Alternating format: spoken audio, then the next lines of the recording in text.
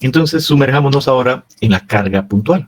Y es parte de hallar la compresión, ¿no? Todos estos ensayos terminan dándome la resistencia a la compresión de la roca intacta. ¿Cómo se realiza el ensayo de carga puntual?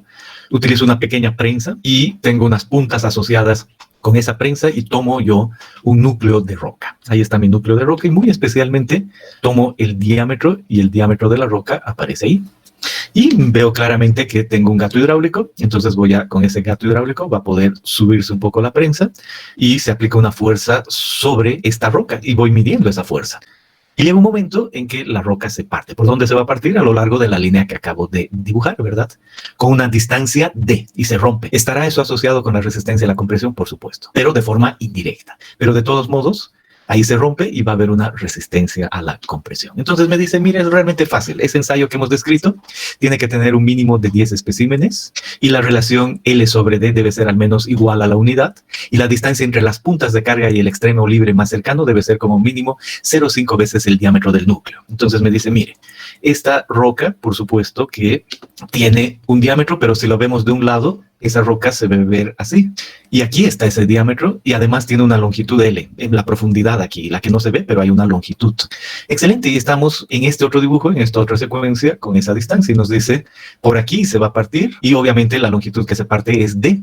Y la sección que se parte es esa D y se nota clarito, ¿no? La sección que se parte es pi cuartos por el diámetro al cuadrado. Pero me dice, aquí hay una longitud L de la punta al extremo libre y eso es lo que aquí dice. Pero note que hay consideraciones y aquí está. La distancia entre las puntas de carga y el extremo libre más cercano debe ser como mínimo 0,5 veces el diámetro del núcleo. Entonces, si el diámetro del núcleo es 50 milímetros o 54, que es lo más común, la mitad es 25 milímetros. Y eso se refiere con tener esta longitud, 25 milímetros. Y se parte ahí y tengo el área que se parte. Bueno, en ese caso dice, el asunto es muy simple. Usted ha medido una carga P, ¿verdad? Ha medido la carga P y la tiene aquí. Y además tiene que tener el diámetro, el que le vamos a decir el diámetro. Dice equivalente, pero es el diámetro. Y se encuentra este factor, que es un índice de carga puntual y su S. Entonces es simple. Lo agrandamos y decimos, mi objetivo es hallar el índice de carga puntual. Es la carga P que me ha roto, dividido entre el diámetro que tenía al cuadrado. ¿Cuál era el diámetro? Está aquí. El diámetro es SD. Entonces, listo, ahí hay un índice de carga puntual. Perfecto. Entonces, ahora, ¿qué cálculos debo hacer? Ahora quiero hallar un IS para 50 milímetros. Quiero normalizar a 50 milímetros. Entonces, calculo el I que tenía hace un momento y multiplico por un factor. Y el factor es facilísimo, ¿no? Dice, el diámetro al que ha hecho el ensayo entre 50 a la 0,45 da el factor.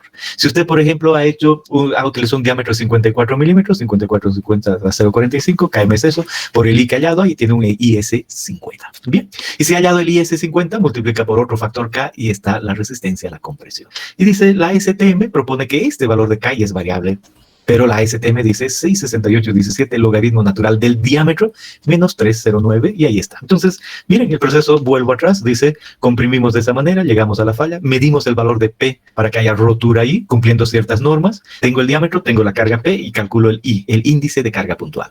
Normalizo y encuentro un IS50 con este factor KM y resulta que la resistencia a la compresión es un valor de K que es variable en esta norma, es ese valor, que depende del diámetro al que he hecho el ensayo y por el IS50 esa es la resistencia a la compresión. Listo, nada más, es así de fácil. Ahora pensemos otra vez en este equipo. Veamos el tamaño de lo que acabamos de decir. Miren esa prensa, ahí está la marca de la prensa, de esta en especial, y el tamaño dice, mire, aquí está. Usted puede poner su prensa en un maletín y llevárselo a campo o tenerlo en laboratorio.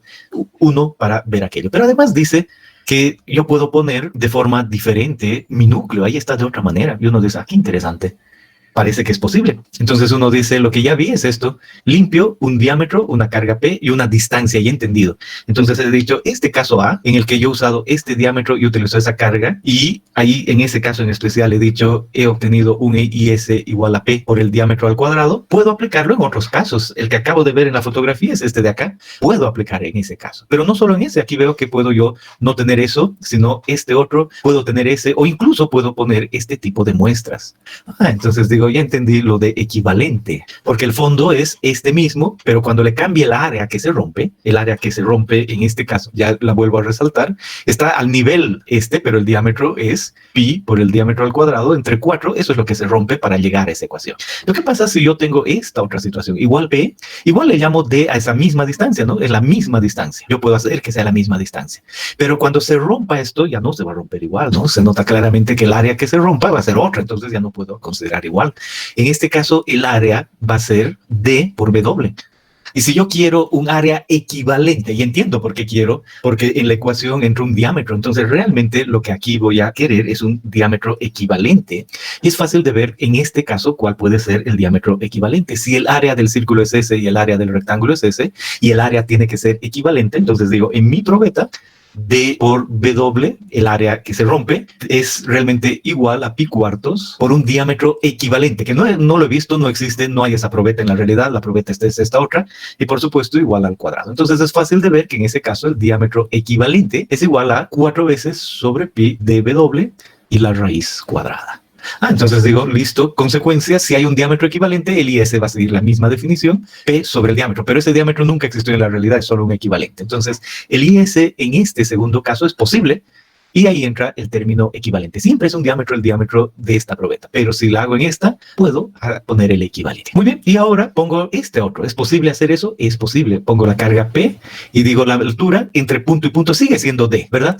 Y ahora el ancho es W. Entonces, cuando se parte esta roca, ¿cómo va a partirse? ¿Cuál es el área de esta nueva roca partida? Va a partirse en una sección de ese estilo. Ahí al medio, ese es el área que se va a partir. ¿Cuál va a ser el área partida en este caso? Va a ser D por W, porque eso es lo partido.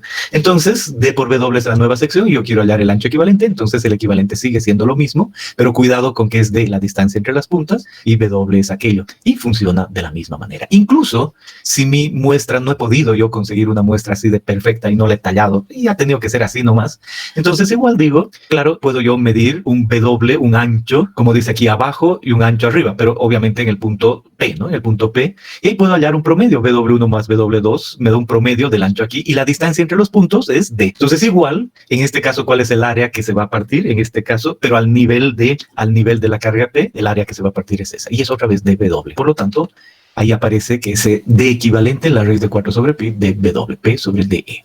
Y ahí aclaramos que en el anterior caso decía equivalente, aquí el equivalente es el mismo, y el equivalente entra en estos casos. Y es idéntico una vez que uno ha hallado el I sub S para ese diámetro, pero por eso en estas ecuaciones aparece el diámetro con el que se ha trabajado, aparece el DE en esas relaciones, ¿no? Pero es simplemente pensar en este concepto y luego hacer los cambios de áreas. Por supuesto, hay que cuidar ciertas condiciones cuando es axial, la relación L sobre D, cuando los bloques son irregulares, varias cosas.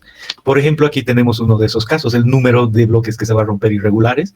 Entre punto y punto, uno tiene una longitud y tiene además una longitud estimada, ¿no? Entonces tiene el área que se va a romper y luego rompe, y al romper en esta roca tiene esos casos. Hay que tener cuidado y es verificación de laboratorio de que realmente el rato que se rompe, pues uno calcule el área verdadera, ¿no? El área que se ha roto y verifique que está haciendo adecuadamente y que no le ha salido cualquier otra cosa. Pero esa es la idea, ese es el ensayo de carga puntual en las diferentes muestras que uno puede tener. El caso normal, donde uno sabe cuál es el diámetro exacto, miren cómo se va aumentando la carga, ¿no? Se está moviendo el gato y se ve la aguja cambiando y eso está midiendo la fuerza que va aplicado a la roca y se rompe. Bueno, y ahí ha quedado la línea roja y uno mide ese valor y conoce P para ese diámetro. Por lo tanto, tiene IS.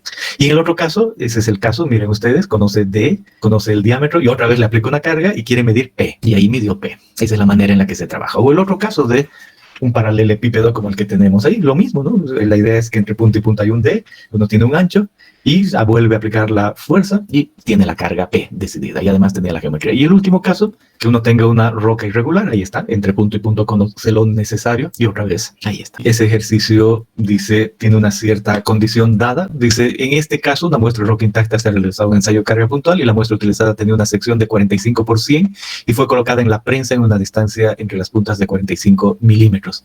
La muestra falló con tantos y se pide determinar la resistencia de la roca. En este caso, lo que quiere decir es que ahí estaban las puntas y cuando falló el área que falló, es esa de ahí. Por lo tanto, eso define un diámetro D y un ancho W. Si eso cumple la norma, no se preocupen por aquello.